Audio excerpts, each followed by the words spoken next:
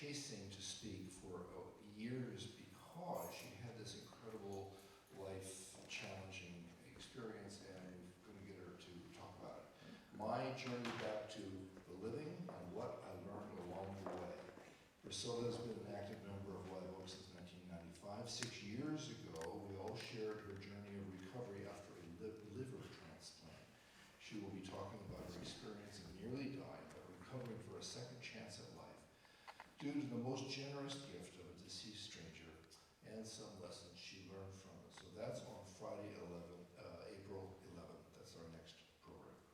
On Sunday, April 13th, we are co-sponsoring with the Ministries of Social Justice and the Jewish Voice for Peace in Santa Barbara, a program called The Soldier and the Refusenik. Two young Israelis, one a former soldier of the Israeli Defense Forces, Efron Efrati, who upon leaving founded and is speaking for Breaking the Silence, and a young woman, Maya Wind, a conscientious objector who spent time in prison for refusing to serve in the military and co-founded a Refusenik group. So that's on Sunday, April 13th. And the other program I want to mention is on Friday, April 18th.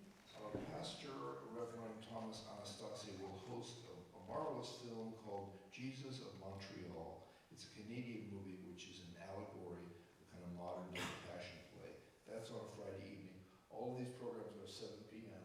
in this room, and you can go to the website at liveoakgoleta.org if you want to get details or remind yourself. We have a card going around. Al, our monitor, has put on a clipboard. If you'd like to get notices of our programs, give us your email and we'll send you word when things come up. The other special thing this evening is we have 3 distinguished speakers and visuals, is to sort of make the question and discussion time manageable. We have cards, and you can borrow a pen if you didn't bring a pen, and Al will walk around and walk amongst you. Even now as I speak, Al will come in. If you grab a couple cards, so you have a question during the presentation, then in an efficient manner we can gather these up and get them up here and use our time well, because there are a lot of good ideas to discuss. With this, I'd like to introduce B. Hamlin, who is on our Religious Exploration Ministry Group, Committee, Task Force, Executive Power Group, whatever we call it. She will do the introductions for this evening.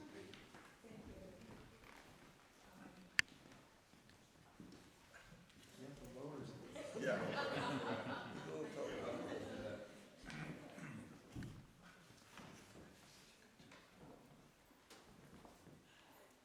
Good evening.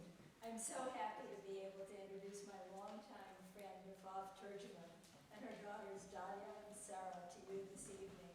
I've known Afaf and her husband, Dalia Khan, who's with us tonight, for over 20 years, beginning when her family was enrolled in San Marcos Parent-Child Workshop, which is one of the 4 parent cooperative preschools sponsored by Santa Barbara City College's Continuing Education Division. Their 2 older children, Alam and Omar, spent many happy days with us at San Marcos, and as always, Afaf and Mukhtar were active participants at the school. Afaf and Mukhtar's circle of friends grew much wider there. A bit about Afaf. Afaf Turjoman came to the U.S. from Saudi Arabia in 1977, newly married to Mukhtar Khan. She'd already had 3 years of college and then completed both bachelor's and master's degrees in English literature at UCSB. Afaf has served on the board of the Islamic Society of Santa Barbara for 8 years. Her husband Mukhtar was a founder of the society. She's also been on the board of the Interfaith Initiative of Santa Barbara County. She's participated and taught at the Muslim Youth Camp, a summer week-long camp in the mountains at Brightwood. Now her children go back each summer. Afaf volunteers with many organizations, the Sons and Daughters of Abraham. She volunteers with the American Red Cross, Habitat for Humanity, Backyard Bounty, which gathers food for the food bank, and she's helped at the Warming Center at First Presbyterian Church, and she's read for the Blind and Dyslexic program. She's the director of the local chapter of the the Islamic Speakers Bureau, which is part of the larger Islamic network group in the Bay Area. The purpose of the group is to educate and create better understanding. She's also an ESL substitute teacher and teaches English as a second language to adult international students. Afaf also works at the Wake Center, the Center for Lifelong Learning, and you might just see her there if you happen to go to the Wake Center. Now, I'd like to introduce her daughters. Dalia Khan is 18 and a freshman at UCSB, where she's studying Actuarial Science. She holds 2 jobs, front office assistant at SBCC and clerical assistant at UCSB College of Letters and Science. She likes to swing dance and enjoys singing when she has free time. Sarah Khan is 16 and a sophomore at Dos Pueblos High School. She's a member of the prestigious Engineering Academy and works with the leadership class to organize and put on events for students. She also processes the accounting for the Leadership Academy. And in her free time, she likes reading at the beach and sketching. And to all of you, welcome to Live Oak's Adult Religious Exploration Program. Welcome.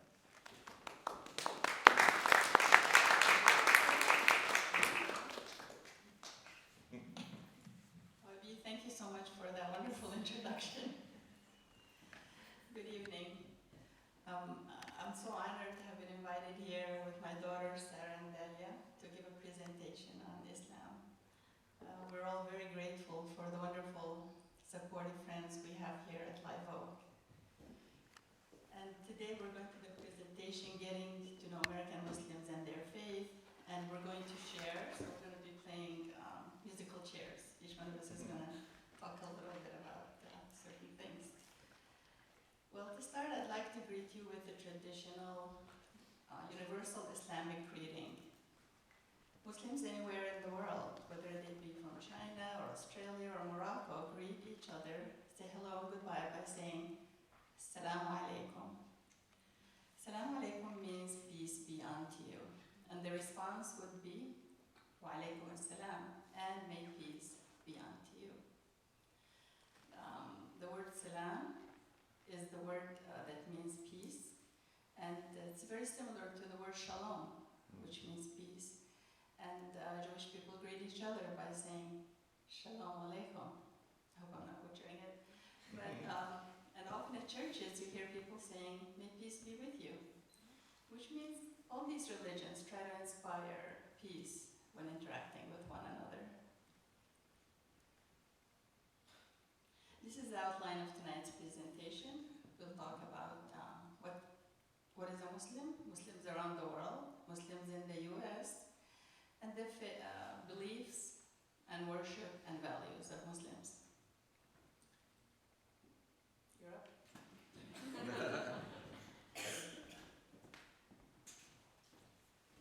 So, hi, my name is Dalia. So a Muslim is a person who follows the religion of Islam, and if you can tell, Islam has the same root word as salam, which my mother just spoke about, which means peace and submission to God. So Muslims are diverse in race, color, ethnicity, nationality, and language. On the left, you can see a picture of my family during an Islamic holiday. And on the right, you can see a picture of the Muslim women in the Santa Barbara community. So there are approximately 1.9 billion Christians in the world and 1.5 billion Muslims, which is a little less than a quarter. By looking at this map, can anybody guess what country has the most Muslims? Indonesia. That was a good guess. Does anybody else have a guess? India. India. China. Anybody else? Indonesia. But Ron cheated. He had the cheat sheet. So the correct answer is Indonesia. There are approximately 200 million Muslims in Indonesia, and it may surprise you to know that there are 40 million Muslims in China and 16 million Muslims in Russia. So,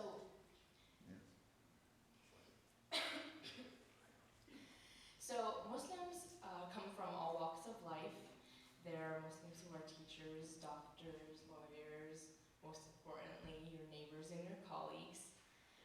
There's a common misperception that Muslims are all Arab. And in fact, only 18% of Muslims are Arab. So that leaves 82% of Muslims that don't know how to read or write Arabic or live in an Arab country.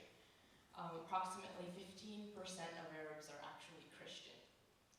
So, unfortunately, the media seems to portray Muslims as violent and oppressive towards women, and it's important to avoid that sort of stereotyping because it leads to hate and bigotry. Being Muslim is not the only thing that defines a Muslim. There are many factors that define a person, whether it be their level of education or their economic status or the country in which they're from. So there's a wide spectrum of Muslims. There are some Muslims who are very observant. There are some Muslims who are only Muslim by name. It just sort of brings, just like any other religion. So, just like I said, Muslims are from all walks of life. Does anybody know of any, like, a famous Muslim? All right. Muhammad Ali. Malawi. Malawi. Cat Stevens. Stevens. Anybody else? Kareem Abdul-Jabbar. That's a good one. There you go. Muhammad Ali. Here are a couple examples of famous Muslims. I could just quickly read through them. There's Zayn Malik, who I don't know if you guys know the band One Direction, Oh, yeah. but they're really popular these days, and one of their members is Muslim. There's Kanan, Dr. Oz, Keith Ellison, Kareem Abdul-Jabbar, Cat Stevens. Cat Stevens, Adi, Gina, Dave Chappelle, Zahar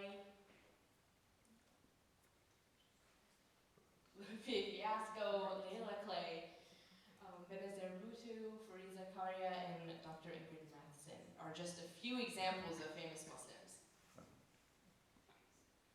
So now that we've talked a little bit about Muslims across the world, here's a little video that shows a brief glimpse at the life of an American Muslim.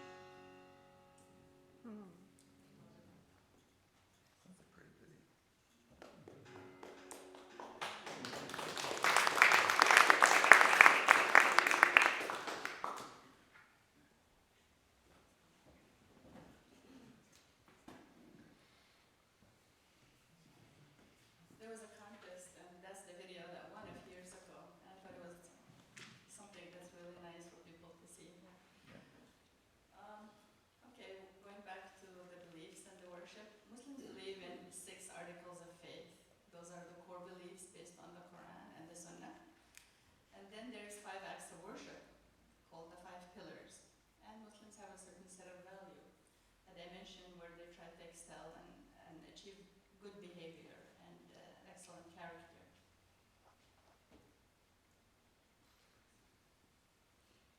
These are the 6 core beliefs. The first one is, and the most important one, is monotheism, the belief in one God. And then there's the belief in angels, the belief in the prophets, all of the prophets, and believe in all the divinely revealed books, and belief in Judgment Day, and belief in God's will.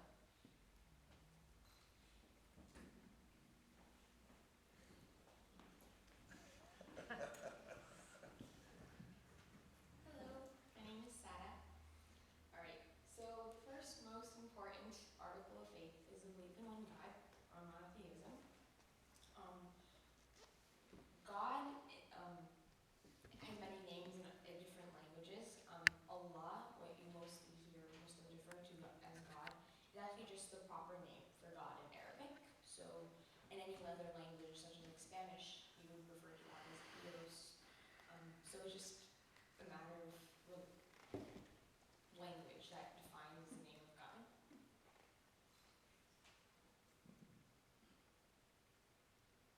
And so Muslims believe that we are a continuation of the three total Abrahamic faiths, such as Christianity, Judaism, Christianity, and Islam.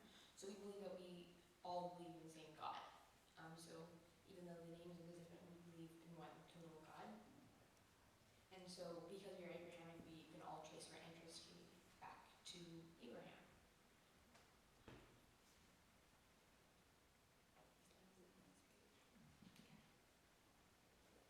Alright, and the second core belief is the belief in angels. Just as Christianity has a belief in angels, we do too. We believe that they are created out of light. There are billions and billions of them all over the earth as well as in heaven. And then they were created to follow out God's command here on earth. There are many different angels that are important to us, but the most important is Gabriel, or Jibreel in Arabic. And he was the one who was the liaison between God and the prophets to send the divine message. But we also believe in the same angels as the Christians. We believe in Michael, or Mikael, who brings rain and thunder. Israel, or Israel, who is the angel of death, as well as Raphael, who will blow the trumpet on the day, Judgment Day.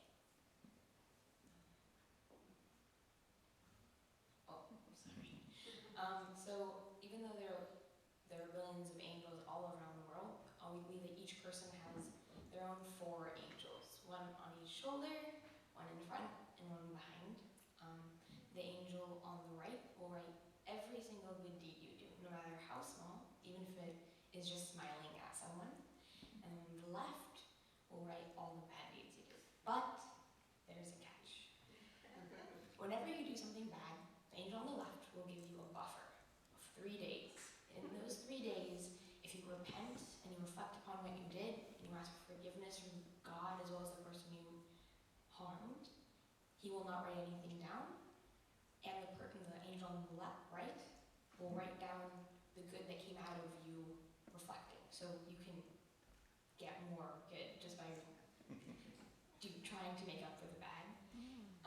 And also, all the good deeds that you do are multiplied multiple times. So they're worth more than what you do. But every single bad deed that you do only counts as 1. So it balances out. That's good.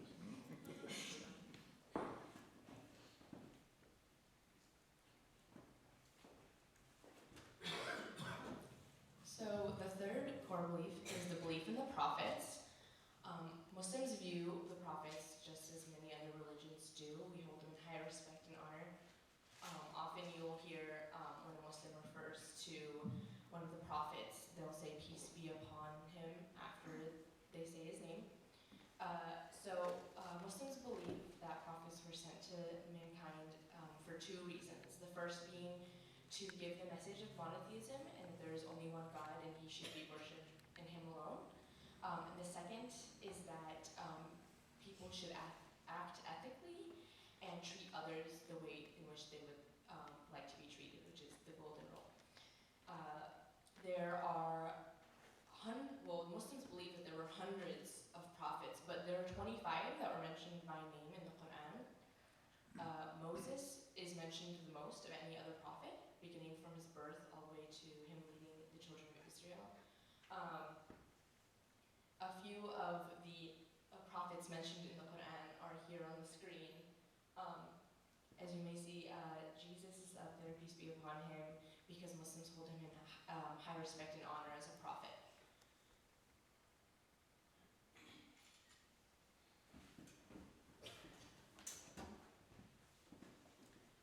As you noticed on that list, Prophet Muhammad, peace be upon him, is mentioned because Muslims believe that he is the seal of the prophets and the final prophet.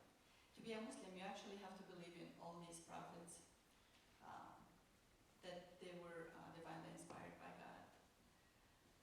And so Muhammad was born in Mecca in the year 570 AD, and he was born to a noble tribe. His father had died before he was born, and his mother died when he was very young, so he was orphaned. And his grandfather brought him up for a few years, and then he died, and he was brought up by his uncle. At that time, Meccans had really strayed really far from the teaching of Abraham, peace be upon him.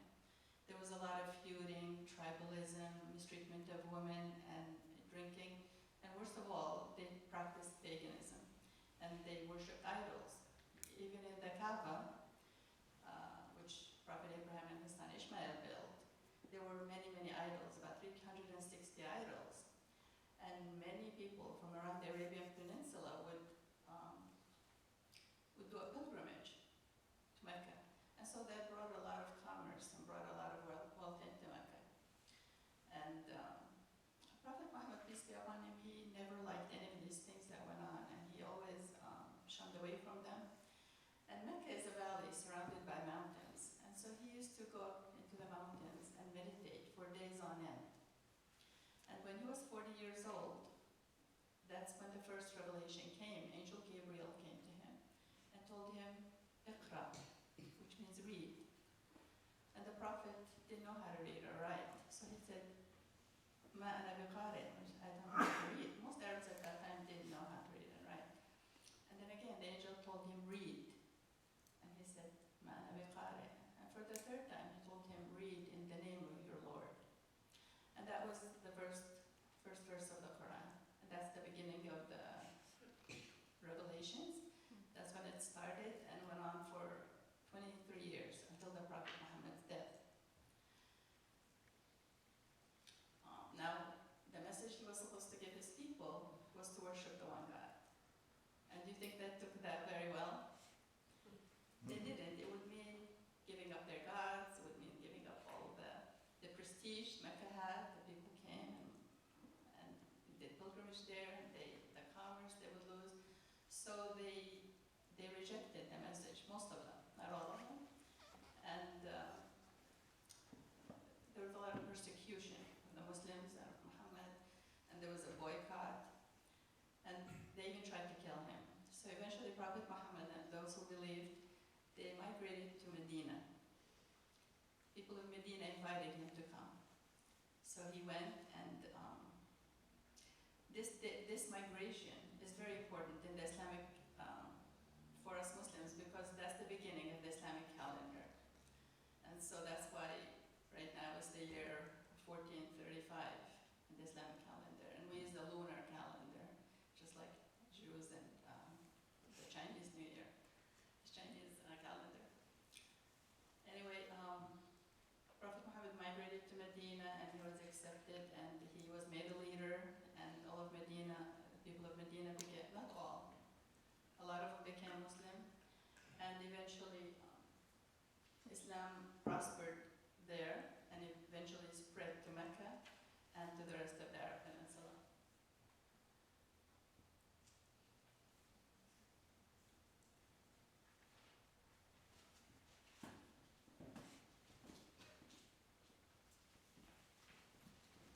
So the next belief is the belief in the Abrahamic holy books.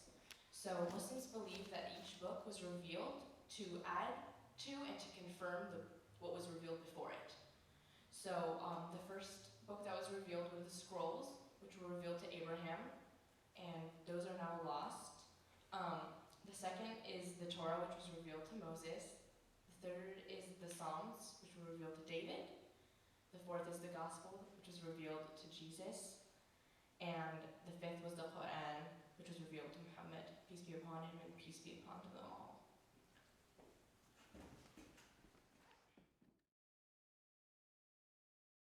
Tiring. For the first 2 days, it's hard, but you get over it, and surprisingly it becomes easy, and you're able to do it. So why would anyone want to fast? It instills a sense of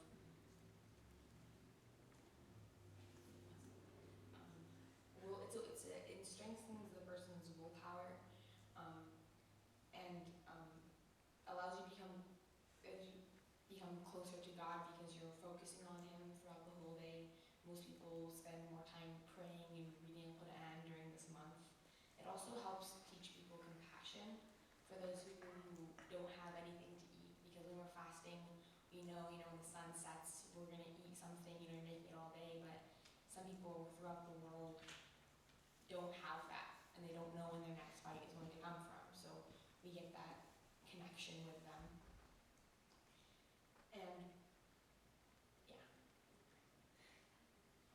So at the end of the fast, most people break their fast with a date or water. Some people don't eat dates. I'm personally allergic, so I like drink water. Ramadan is a time of reflection and being closer to God, just trying to build that connection with Him. But it's also a time of community and gratitude and compassion. So a lot of people break their fast with family members. You don't want to be alone. People go eat at the mosque together. If anyone's lonely, come and invite them to your house with huge dinners as a community. We want to bring everyone together and feel the love. And another thing is that in the month of Ramadan, we have a special night prayer at the mosques usually, where we will read 1/30th of the Quran every night. So because it's a whole month, there's 30 nights, so at the end, as a community together, we will have finished the entire Quran. And yeah.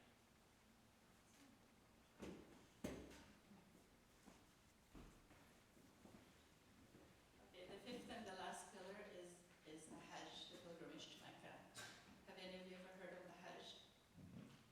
It's one of the most amazing pilgrimages because you have 3 million people going to, at the same time, to do rituals that commemorate Prophet Abraham's life and his trials. It's during the 12th month of the year, the Islamic year. Right now it's the 5th month. So the 12th month, around the 6th or 7th day, it starts. It takes a few days, and it's obligatory for every Muslim to go to Hajj at least once in his lifetime or her lifetime, if he's able to financially and physically. It's not an easy journey. It's not an easy journey now, and can you imagine in the past with no airplanes, when someone wanted to go on the Hajj, you would have to devote months and months, because they used to travel on horseback or camelback. And if you lived somewhere very far, it may take you up to a year. So now we're lucky that things are so much easier, but still, it's more and more crowded each year. This is a picture of, sorry. This is a picture of, I'm not sure if it's during Hajj or not, but this is the Grand Mosque in Mecca, that houses the Kaaba. And it used to be just one floor, but because so many people come to visit, they've made a second floor and then a third floor. And it always overflows in the Hajj. I think it can actually take in 1 million people.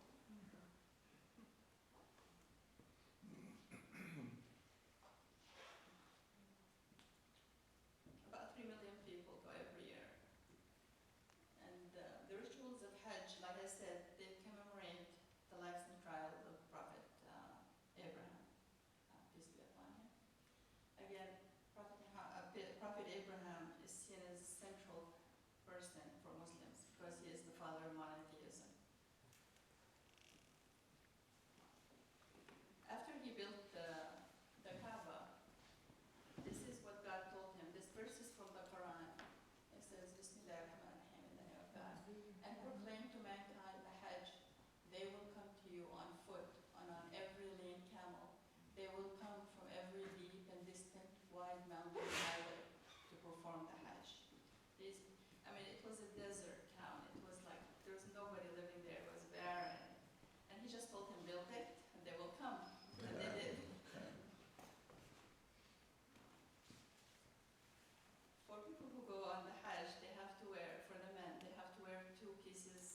beautiful white cloth, unsewn. They can't wear anything that's sewn. So one goes over the top, one goes around the waist, and they can't even wear shoes. They just wear like flip-flops. And this is definitely the great equalizer. There's the sense of equality. You look at the person next to you, you don't know how wealthy he is, what station in life he is. Everybody's equal in the sight of God during Hajj. And for women, women get to wear white too, but they don't have to, they can wear sewn clothes. And I just put up some of these pictures to show how the Grand Mosque overflows with people when it's time for the prayer. And everybody just lines up in rows. And if it's around the Kaaba, then they just have to make circles. It really is the journey of a lifetime. I just thought these were neat pictures because the top one shows people. The first thing you have to do is you circumambulate around the Kaaba, go around 7 times to affirm that, that God is at the center of your life. And then whenever the call for prayer starts, immediately people stop, line up, shoulder to shoulder, and they get ready for the prayer. In this little golden area, in it, it's made out of glass, and if you look, there's a rock there with a footprint of Prophet Abraham, peace be upon him. They said that when he was building the Kaaba, he stood there, his footprint. Yeah. And people were touching it, so they enclosed it so nobody can touch it anymore.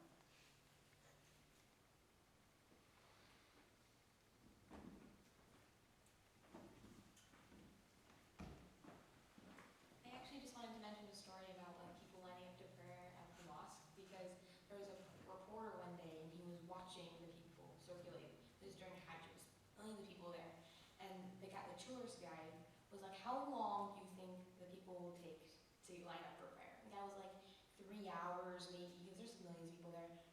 The call to prayer happened, and within 30 seconds, everyone was like, it's a phenomenal thing that happens. So we have 2 major holidays in Islam. Interfaith is the first one. It is to celebrate the completion of the Ramadan, so it's right after.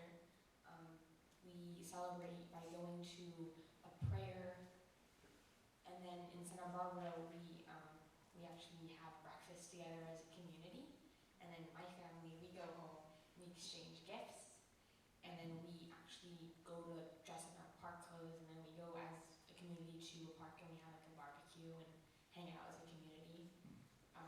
The second is Eid al-Adha, which is a celebration done by everyone, but it's to help celebrate the end of the pilgrimage. So no matter who is gone, who hasn't, everyone celebrates it. And again, we go to prayer, and we dress up always in our best clothes for these events. And if this is a celebration of the Abrahamic traditions, so similar to the story of Abraham going to sacrifice his son and instead sacrificing a ram, we also do a sacrifice. Every family does one. We give 1/3 of the meat to our neighbors and 1/3 to the needy. So this is a time where there's a lot of donation of meat. So in some parts of the world, this is the only time in the year that those people get meat. So everyone looks forward to it.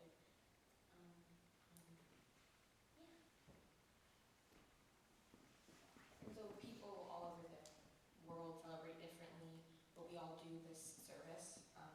So as a community, we do the potluck kind of thing.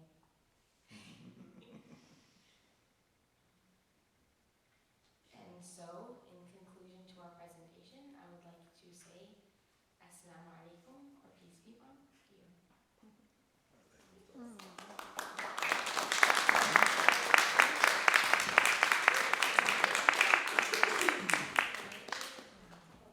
Sorry. Now I'm going to be answering your questions, so you guys can bring up your cards. We'll try our best to answer as many as we can.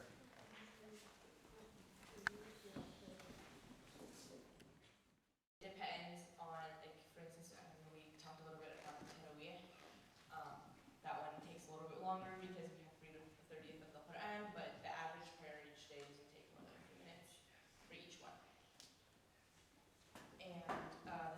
question is, how important is it to be in the mosque during prayer? And to that, it is not necessary to be in the masjid while you're praying. It is, Muslims like to think the whole world is a masjid. You can pray anywhere that is clean. So, whether it be the park or just outside on the sidewalk or in the masjid or anything like that, you can pray anywhere as long as it's clean. So it's encouraged to pray in the masjid as often as you can, but it's not necessary. I mean, like, people pray everywhere. Like, sometimes you can't get to a mosque. Like, I've prayed in Disneyland because I was there. I pray at school nearly every day. It is something that you need to do, so find a new place. And if you notice, my mother just stepped outside because she has to go pray the sunset prayer. So she's just gonna step outside just on the sidewalk right there and pray. So you can pray anywhere. This question kind of relates, is from somebody else. It's how do the girls, to me that means us, pray at school if in the middle of class? So if I'm in the middle of class and the time for prayer comes, there is a wide span of time in which you can do each prayer. It's not like you have to do it right now or you're gonna miss it. It's for each prayer there's a good 45 minutes to an hour, sometimes even a little longer, in which you can do that prayer. But I don't know, I go to UCSB, sometimes my classes are over an hour. If the prayer time is during that class, I just step outside, do the prayer. Usually like to wear a scarf around my neck so that I can have it on me and just pray wherever I can and then head back to class. You can also make up prayers if for some reason you're in a hard situation. Yes, you can. You're in a hard situation. So there's a question, are there any exceptions to fasting? Forgot to mention this. The exceptions to fasting are children, older people, people who are sick, women who are pregnant or nursing, and people who are traveling.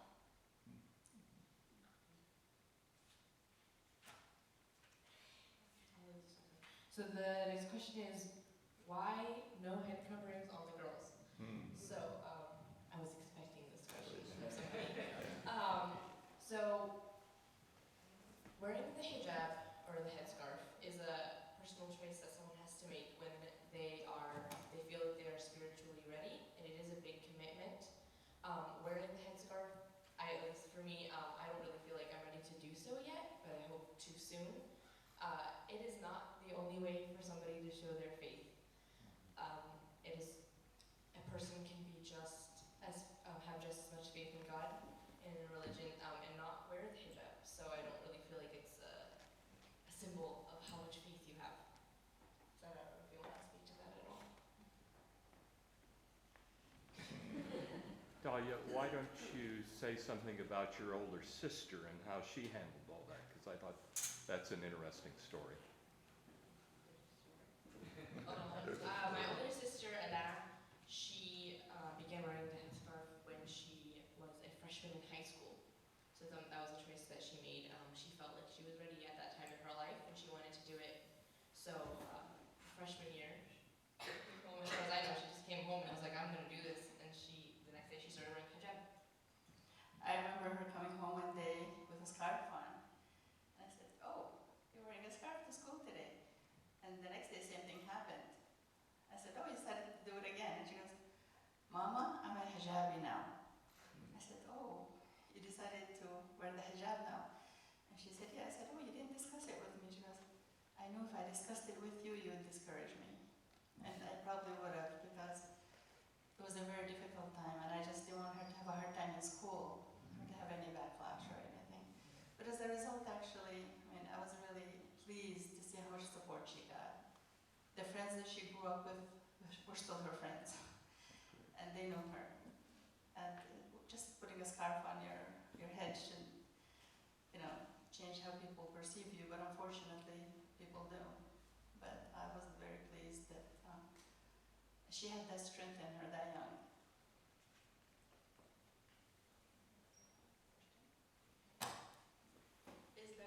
Is the Kaaba hollow, and what's inside of it? It's actually hollow. There's nothing inside. And it used to be that they let people in there. There's nothing in there. But people like to go and put, musks and expensive perfumes there.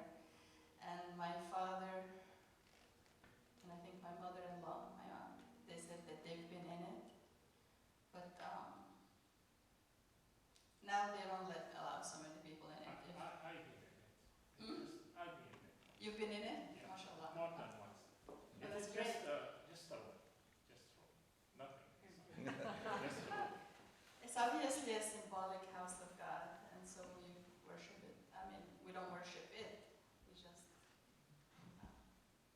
have great reverence for it.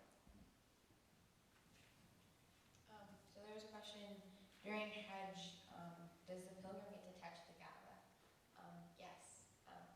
Everyone's allowed to get as close as they want to Kaaba. I personally gone up to it and touched it. Even any time of the year, you're allowed to touch it. Because people go on like mini pilgrimages throughout the year. So yes. During Hajj, I'm going to say close to impossible to touch. You would be very lucky if you got in, within 15 meters of it. There's so many people at that time. There's something other than Hajj. Some people call it the mini Hajj. It's called Umrah, which you could do any time of year. And you can go and you could finish Umrah in probably a couple of hours. It would involve going around the Kaaba 7 times and then doing something called Sa'i, which is traveling between the 2 hills that Hagar, the wife of Abraham, had to run between the 2 hills to look for water when Abraham left her there with her baby. So, like I said, the Hajj commemorates the life and trials of Abraham and his family. And that's a real example of faith that she had, because when he left her there, she said, "Are you going to leave me and the baby here alone? Did God tell you that?" And he said, "Yes." And she said, "Then go ahead. If he told you to do that, he's going to take care of us." And he left, and they had no water. They were in the middle of the desert. And her baby was crying, so there were 2 hills.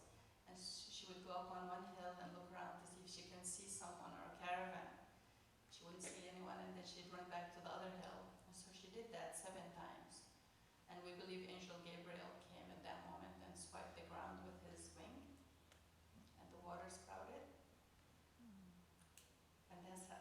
And she gave water to her son, and that's how the city of Mecca grew, because people in the desert, they will stop wherever there's water. And believe it or not, that well of Zamzam, it's called Zamzam, still gives water today, and all the pilgrims that go drink from it. A lot of people go and take some home with them. So that's one of those miracles.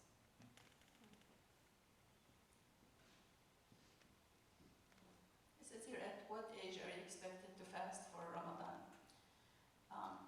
At puberty, a person is expected, we say that's when you reach the age of accountability. That's the time when your angels on your shoulders open their books. Before that, you're young and you're not really accountable. So around puberty, same as, they have the bar mitzvahs in the Jewish tradition, but they're around that age too. So it's around that time that you're accountable for doing all your prayers and fasting, and you're responsible. As a child, like growing up, I used to fast before, like when like my older siblings used to be fasting. I was like, oh, I want to try that, So I used to do like just random days in Ramadan. Even before that, I used to do like half days. I remember like going to school and only starting eating at lunch. And even when I was really young, my oldest sister, I used to complain to my oldest sister every day, how come I can't fast with you? How come I can't fast with you? So she made me a little calendar, and she put on each day of Ramadan a food that I absolutely loved that I couldn't eat that day. And I remember going to my best friend's house, and we always used to eat pizza near her house. And for that day, I was so sad. Pizza was the food I couldn't eat. And I was like, I'm sorry, I'm fasting from pizza today. I can't. And it was, so I used to do it from as a young age. Even though puberty is the age you start doing, you're responsible, but children will do these things, the prayer, whatever, much earlier. Children will want to imitate their parents. You see them prayer. You saw the little baby in the slideshow. People will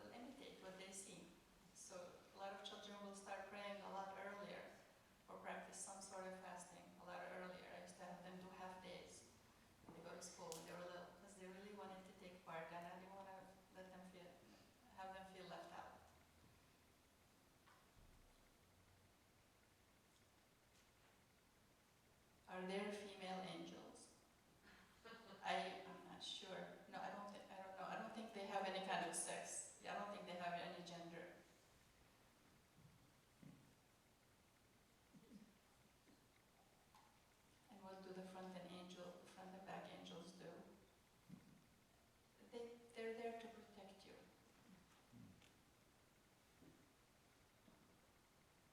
And can non-Muslims visit a mosque?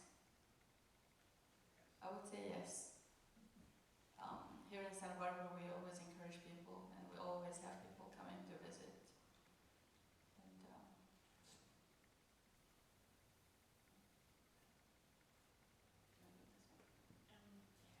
Why are images of people, especially religious leaders, discouraged? First of all, there are no depictions of God in any like drawings or sculptures because we believe no one knows what God looks like, so we don't want to give him an image that is not true. Same goes for the prophets. We don't want to have that misconception of their images. What we do decorate like our mosques with Arabic calligraphy and geometric design, so they're not plain. They're pretty beautiful.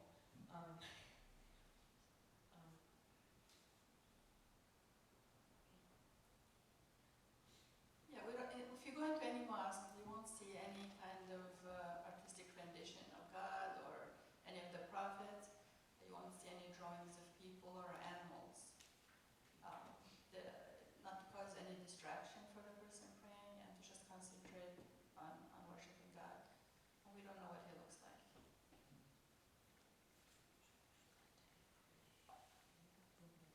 Have terrorists hijacked the Muslim faith? I would say yes, but I also blame the media in that they concentrate so much on the negative things. And whenever positive things happen, they don't seem to be interested in covering those things. If it bleeds, it leads, and then they started using all these, sound bites that end up creating fear in people. And unfortunately, there's a lot of focus on the few bad apples, and what happens is people end up lumping all the Muslims together, and that's what leads to a lot of the stereotyping. That's really unfortunate.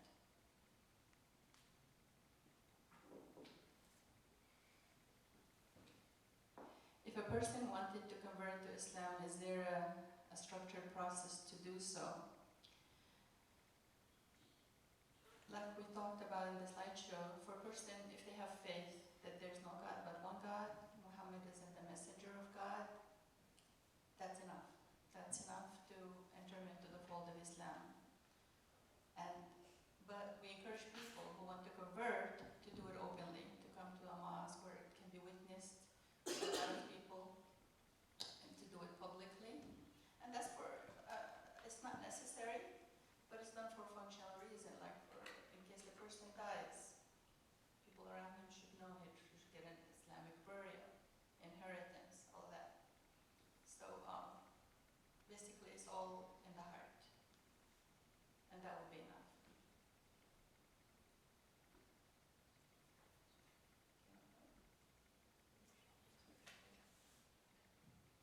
I think the last question is, have you ever experienced fear in this country due to hate and misunderstanding?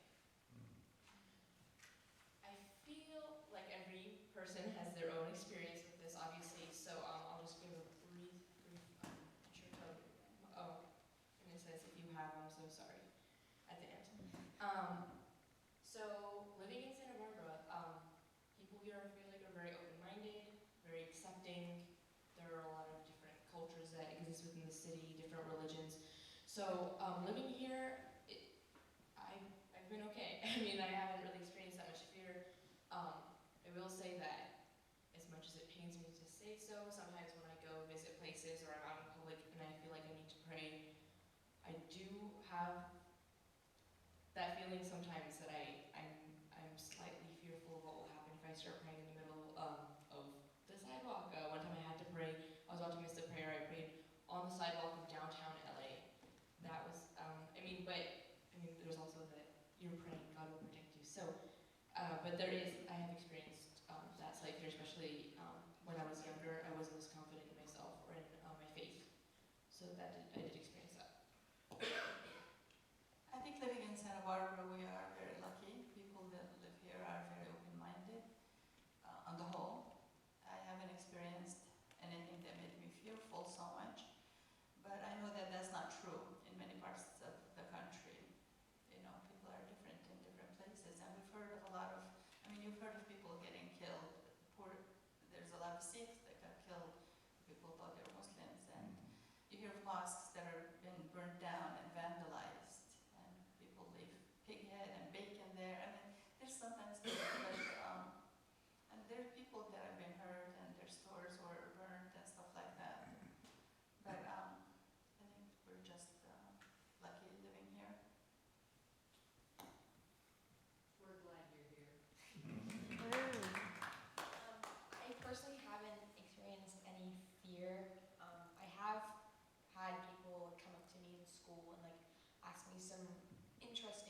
questions. I think that were just based off of misunderstandings, but they've never approached me in any hostile way.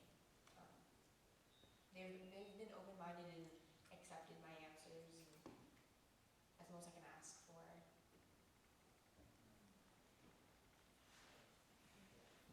Yeah, I was kind of sad to hear the other day, I have a son and he has a best friend and his mother and I are best friends. But somebody was comfortable going up to her and asking her like, how can you let your son play with their son? Aren't you afraid? You know, that kind of thing. So you do hear these things. I've heard it more than once, but in different forms. But you hear stuff like that and it kind of hurts your heart. But what can you do? You try to just be a good model. Shoot 'em. Thank you so much. That was wonderful. Thank you all for coming out.